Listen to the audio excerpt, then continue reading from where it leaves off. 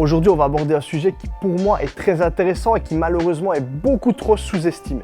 La prévention des blessures est certainement le sujet le plus important et c'est ce qui va faire la différence entre un sportif qui progresse et un autre.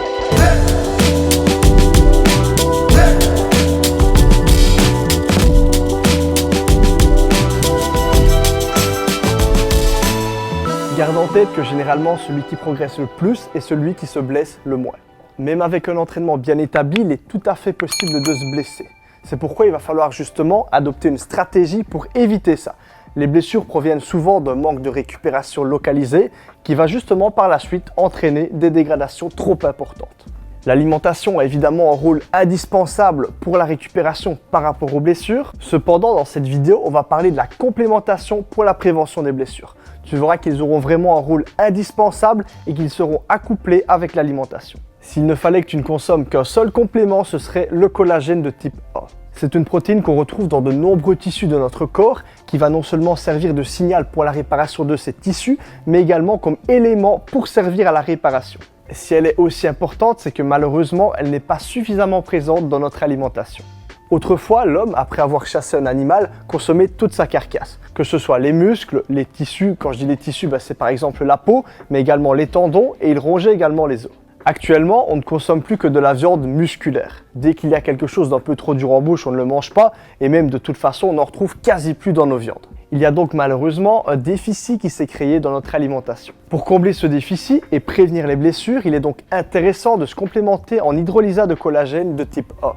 Il s'agit d'un collagène prédigéré qui va être beaucoup plus facilement assimilable que du collagène classique. Le collagène de base, lui, sera très difficile à digérer. Les quantités journalières conseillées de collagène sont entre 5 et 20 grammes. Pour de la prévention, 5 grammes c'est déjà très bien, mais garde en tête que pour ce complément, plus tu en prends dans évidemment une mesure correcte, mieux ce sera.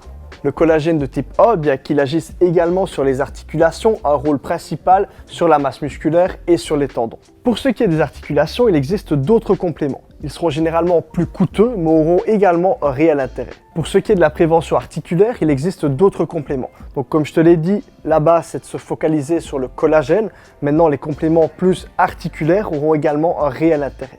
Dans une optique de prévention, pour ceux qui le voudraient, je conseillerais de se diriger surtout vers la N-acétylglucosamine ou encore le collagène de type 2. Donc tout à l'heure, on avait parlé du type A. Ici, pour les articulations, je parle bien du type 2. Ces deux compléments vont principalement se focaliser sur les articulations en agissant principalement sur les cartilages, sur la régénération et sur les os.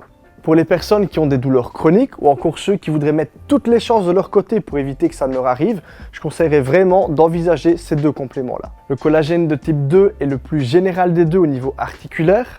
La N-acétylglucosamine peut quant à elle montrer des résultats très rapides pour ce qui est de la récupération au niveau des cartilages. 500 mg de l'un ou de l'autre sera une dose idéale en prévention. Je te rappelle encore une fois que celui qui progresse le plus est celui qui se blesse le moins. Donc envisage dès que possible la complémentation, surtout en collagène de type A comme je l'ai dit, parce que malheureusement une fois que la blessure est là, le retour en arrière c'est ce qu'il y a de plus compliqué.